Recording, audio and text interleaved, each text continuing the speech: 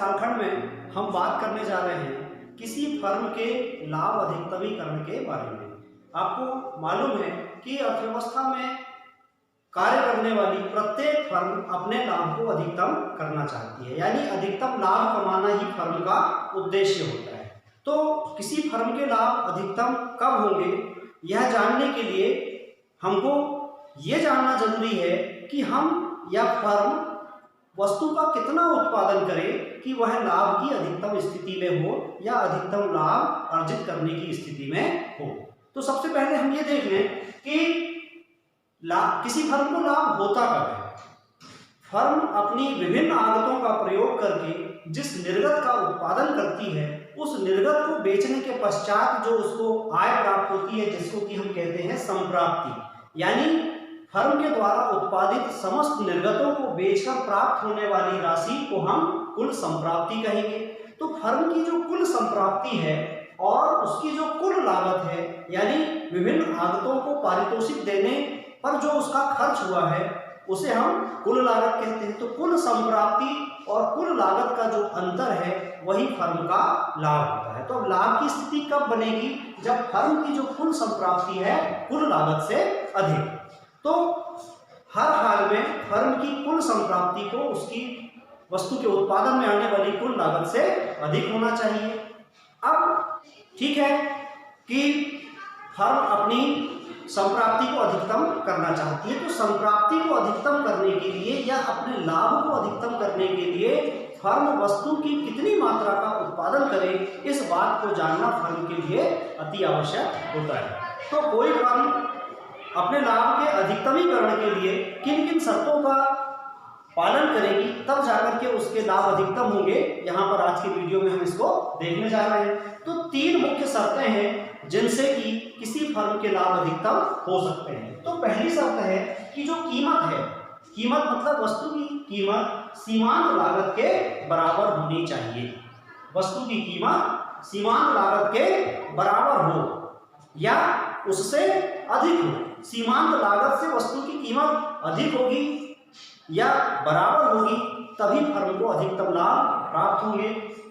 दूसरी जो शर्त है, अधिकतम लाभ के स्तर पर निर्गत, यानी निर्गत की वह मात्रा जिसे हम Q0 से प्रदर्शित करते हैं। Q0 अर्थात निर्गत की वह मात्रा जहां पर फर्म का लाभ अधिकतम होता है। तो Q0 सीमांत लागत ह्रासमान नहीं हो, यानी लाभ के अधिकतम स्तर पर सीमांत लागत ह्रासमान नहीं होनी चाहिए, यानी Q0 पर जो सीमांत लागत है वो घटती हुई ना हो। तीसरी जो शर्त है उसको हम दो भागों में विभाजित कर सकते हैं, अल्पकाल में तथा दीर्घकाल। तो अल्पकाल के लिए क्या शर्त है, अल्पकाल में P बड़ा होना चाहिए या अधिक होना चाहिए ABC के। P अर्थात वस्तु की कीमत और ABC अर्थात औसत परिवर्ती लागत या एवरेज वेरिएबल कास्ट, यानी कीमत जो है एवरेज वेरिएबल कास्ट से हमेशा अधिक होनी चाहिए तथा दीर्घकाल में कीमत जो है एवरेज कास्ट से यानी औसत लागत से अधिक होनी चाहिए। तो हम इन तीनों ही शर्तों पर अभी चर्चा करते हैं। आप इस रेखा चित्र को देखें। इस रेखा चित्र में हमने y अक्ष पर लिया है कीमत तथा सीमांत लागत को, तथा जो निर्गत की मात्रा है इसको हम लेते हैं x अक्ष पर। यहाँ पर आप देखें कि कीमत P जो है, कीमत P पर हमारा जो सीमांत लागत वक्र है, इसका पहला बिंदु A तथा ये जो दूसरा बिंदु है B, इन दोनों बिंदुओं पर हमको ध्यान देना है। हमको मालूम है कि जब कोई फर्म उत्पादन प्रारंभ करती है, यहाँ पर देखिए आप उत्पादन की प्रारंभ की स्थिति, उत्पादन की प्रारंभ की स्थिति में वस्तु की जो लागत होती है वह बाजार कीमत से अधिक होती है। तो यहाँ पर जो सीमांत लागत है आप देख रहे हैं कि P से अधिक, लेकिन जैसे जैसे हम उत्पादन की मात्रा को बढ़ाते जाते हैं, एक स्थिति आती है जहाँ पर जो सीमांत लागत है वस्तु की कीमत के बराबर हो जाती है। हम उत्पादन को और बढ़ाते हैं तो हमारी जो सीमांत लागत है वह लगातार कम होती चली जाती है। तो यहाँ पर सीमांत लागत एक बिंदु तक लगभग यहाँ तक कम हुई है। इसके बाद हम और उत्पादन बढ़ाते हैं तो यानी हमारी जो सीमांत लागत है थोड़ी थोड़ी बढ़ती है, लेकिन अभी भी वह कीमत से कम होती है। और एक स्थिति और आती है जहां पर सीमांत लागत जो होती है वह वस्तु की कीमत के बराबर हो जाती है। अगर हम इसके बाद भी उत्पादन बढ़ाएं, इसके बाद भी अगर हम निर्गत की मात्रा में वृद्धि करें, तो आप देखिए कि ये इसके बाद के जो बिंदु है यानी Q5 तथा Q6, ये दो बिंदु ऐसे हैं जहां पर सीमांत लागत वस्तु की कीमत से अधिक हो जाती है। तो कोई भी फर्म बिंदु बी के बाद उत्पादन को नहीं बढ़ाना चाहेगी, क्योंकि वहां पर उसके लाभ खत्म हो जाते हैं। तो जो पहली शर्त है, पहली शर्त के बारे में हम विचार करें कि कीमत जो पी है सीमांत लागत के बराबर हो। तो यहाँ पर आप देखिए कि पहली स्थिति यानी निर्गत की मात्रा Q1 पर हम देख रहे हैं कि जो सीमांत लागत है कि सीमांत लागत जो है वह वस्तु की कीमत के बराबर है, लेकिन कोई भी फर्म यहाँ पर अपना उत्पादन नहीं रोकेगी, उत्पादन को आगे बढ़ाएगी और बढ़ाते बढ़ाते हम मान लीजिए आ जाते हैं Q2 पर। Q2 जो स्थिति है यहाँ पर भी आप देखें कि आपकी जो सीमांत लागत है, सीमांत लागत कम है किससे? वस्तु की कीमत से। तो यहाँ पर भी फर्म अपना उत्पादन को बढ़ाना जारी रखेगी। Q3 वाली जो स्थिति है, Q3 वाली स्थिति में भी इसको Q3 वाली जो स्थिति है, इस स्थिति पर भी आप देखें कि जो सीमांत लागत है वस्तु की कीमत से कम है। इसको इस वक्र को इस तरह से होना चाहिए। तो यहां पर आप देख रहे हैं कि जो सीमांत लागत है वस्तु की कीमत से कम है। Q3 पर भी सीमांत लागत वस्तु की कीमत से कम है, तो हम उत्पादन को बढ़ाना जारी रखेंगे। अब इसके बाद ये जो स्थिति आती है यानी Q4, निर्गत की Q4 मात्रा पर हम देखते हैं कि जो सीमांत लागत है वह वस्तु की कीमत के बराबर हो जाती है। यानी फर्म के लिए अपना उत्पादन यानी जो निर्गत की मात्रा है, निर्गत की मात्रा Q4 ही Q0 है, अर्थात निर्गत की वह मात्रा जहां पर फर्म का लाभ अधिकतम हो जाता है। तो पहली शर्त पूरी हुई कि कीमत जो है सीमांत लागत के बराबर हो। अब दूसरी शर्त पर हम विचार करते हैं, अधिकतम लाभ के स्तर पर निर्गत अर्थात Q0 सीमांत लागत ह्रासमान नहीं हो। यानी अधिकतम लाभ के स्तर पर सीमांत लागत ह्रासमान नहीं होना चाहिए, घटता हुआ नहीं होना चाहिए। यहाँ पर आप देखें बिंदु ए के बाद आप उत्पादन को जैसे जैसे बढ़ाते हो तो यहाँ तक लगभग इस बिंदु तक हमारा जो सीमांत लागत है ह्रासमान है। इसके बाद सीमांत लागत में वृद्धि प्रारंभ होती है।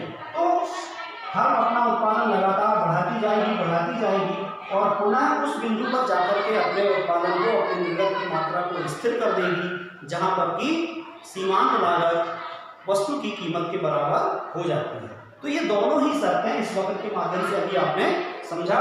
यहाँ पर जो Q4 निर्गत की मात्रा है, Q4 निर्गत की मात्रा ही लाभ अधिकतमीकरण का बिंदु है।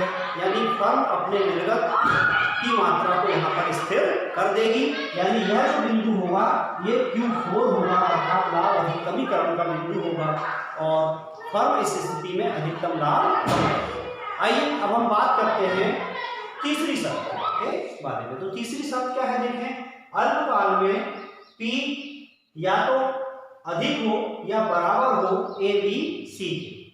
तो P क्या है? वस्तु की कीमत तथा ABC यानी एवरेज वेरिएबल कॉस्ट यानी औसत परिवर्ती लागत। तो औसत परिवर्ती लागत के बराबर कीमत होनी चाहिए या फिर कीमत जो है औसत परिवर्ती लागत से अधिक होनी चाहिए। तो ये अल्पकाल की स्थिति है। तो हम इस पहली स्थिति पर बात करते हैं। तो पहली स्थिति में आप यहां देखें कि जो कीमत है, कीमत P प्रचलित है और इस स्थिति में आप देखें कि जो औसत परिवर्ती लागत है यानी औसत परिवर्ती लागत वक्र जो है ये अल्पकालीन सीमांत लागत वक्र के ऊपर से जा रहा है। इसका मतलब ये हुआ कि कीमत P की स्थिति में औसत परिवर्ती लागत जो है ये ऊपर से जा रहा है। इसका मतलब ये है कि उत्पादन की प्रत्येक स्थिति में जो औसत परिवर्ती लागत है वह बाजार मूल्य से अधिक है। जब बाजार मूल्य से लागत अधिक है तो कोई भी फर्म वस्तु का उत्पादन नहीं करेगी, यानी निर्गत की मात्रा शून्य होगी। क्यों? क्योंकि यहाँ लागत ही अधिक है, औसत परिवर्ती लागत अधिक होगी तो कोई भी फर्म वस्तु का उत्पादन नहीं करेगी। तो फर्म वस्तु का उत्पादन कब करेगी, जब जो है कीमत P से E के लेवल पर आ जाए, यानी कीमत बढ़ करके E हो जाए। ऐसी स्थिति में आप देखिए कि यहाँ पर ये जो कीमत या सीमांत लागत E की स्थिति में इस बिंदु पर यानी बिंदु B पर औसत परिवर्ती लागत से यह मिल रहा है, यानी किस मात्रा पर, निर्गत की Q1 मात्रा पर। तो निर्गत की Q1 मात्रा जो है यहाँ पर आप देखें कि औसत परिवर्ती लागत कीमत के बराबर हो जाती है, और थोड़ा और अगर अपन आगे जाएं तो औसत परिवर्ती लागत कीमत से कम हो जाती है। तो इस स्थिति में फर्म जो है यह, अगर हम इसको आगे बढ़ाएं तो यहां पर आप देख रहे हैं कि औसत परिवर्ती लागत से कीमत अधिक है, उसी स्थिति में फर्म उत्पादन प्रारंभ करती है। तो ये या तो कीमत जो है औसत परिवर्ती लागत के बराबर हो, यानी इस बिंदु पर, और इस बिंदु के बाद औसत परिवर्ती लागत कम हो जाती है, तो इस स्थिति में फर्म अपना उत्पादन करेगी, यानी यहां भी फर्म लाभ अधिकतमीकरण की स्थिति में होगी, औसत परिवर्ती लागत कीमत के बराबर होने या कीमत से कम होने की स्थिति में। तो यह हो गया अल्पकाल में फर्म के लाभ अधिकतमीकरण की आवश्यक शर्त हुई। अब हम देखेंगे दीर्घकाल में लाभ अधिकतमीकरण के लिए क्या होना चाहिए कि दीर्घकाल में जो वस्तु की कीमत है वह औसत लागत के या तो बराबर होनी चाहिए या औसत लागत से अधिक होनी चाहिए। तो यहाँ अल्पकाल और दीर्घकाल में थोड़ा सा अंतर हम यहाँ समझ लें। अल्पकाल में केवल जो परिवर्ती लागतें होती हैं यही आती हैं, क्योंकि हमारी मशीनरी नहीं होती है, हमारा भवन नया होता है, उसमें मेंटेनेंस पे हमको ज़्यादा कुछ खर्च नहीं करना होता। लेकिन दीर्घकाल में उत्पादन के परिवर्तनशील साधनों के साथ जो स्थिर साधन हैं उन पर भी हमको उसकी मरम्मत पर या नई मशीन की स्थापना पर खर्च करना होता है। तो जो दीर्घकाल है, दीर्घकाल में हमारी औसत लागत जो है वह बढ़ जाती है। तो यहाँ पर आप देखिए कि दीर्घकालीन औसत लागत वक्र ये है और दीर्घकालीन सीमांत लागत वक्र ये दिखाया गया है। यहाँ पर आप देखें कि दीर्घकाल में जब हमारी औसत लागतें बढ़ जाएंगी, तो अगर मान लीजिए कि कीमत का स्तर P है, तो कीमत के स्तर P पर ये देखिए कि दीर्घकालीन औसत लागत जो है ये वक्र ऊपर से जा रहा है। इसका मतलब ये है कि हमारी दीर्घकालीन लागतें जो हैं वो कीमत से अधिक हैं। ऐसी स्थिति में कोई भी फर्म जो है वह उत्पादन नहीं करेगी, यानी निर्गत की मात्रा शून्य होगी, अर्थात फर्म जो है बाजार से बहिर्गमन कर जाएगी। अब दीर्घकाल में कब कोई फर्म उत्पादन करेगी, जब औसत लागत जो है वह कीमत से कम हो या उसके बराबर हो, यानी कीमत अधिक हो औसत लागत से, या फिर दोनों बराबर हो। इस स्थिति में ही दीर्घकाल में कोई फर्म उत्पादन को जारी रखेगी। यहाँ पर आप देखें, यानी कीमत का स्तर अगर E है, E स्तर पर जो बिंदु B है, बिंदु B पर दीर्घकालीन औसत लागत तथा कीमत E ये दोनों बराबर हो जाते हैं, यानी दीर्घकाल में इस स्थिति में ही फर्म उत्पादन करेगी। इसके आगे आप देखें, अगर हम इसको आगे बढ़ाएं यहां से इस तरह से, तो इस स्थिति में फर्म उत्पादन जारी रखेगी, क्योंकि यहां पर आप देखिए कि जो दीर्घकालीन औसत लागत है कीमत से कम है, और अगर कीमत का स्तर P रहा तो दीर्घकालीन औसत लागत चूंकि कीमत से अधिक हो जाएगी, इसलिए कोई भी फर्म इस स्थिति में उत्पादन नहीं करेगी, यानी उत्पादन बंद करके और बाजार से बहिर्गमन कर जाएगी। तो विद्यार्थियों, इस प्रकार आपने देखा कि कोई फर्म अपने लाभ अधिकतमीकरण के लिए किन 3 शर्तों का पालन करती है। इन 3 शर्तों के विद्यमान होने पर ही कोई फर्म अपने लाभ को अधिकतम कर सकती है तथा लाभ अधिकतमीकरण के निर्गत स्तर को प्राप्त कर सकती है। आशा है आज का यह वीडियो आपको लाभ का अधिकतमीकरण समझने में सहायक सिद्ध होगा। अगर आपको यह वीडियो अच्छा लगता है तो अपने सहपाठियों से भी इसे शेयर करें तथा हमारे चैनल के साथ बने रहें।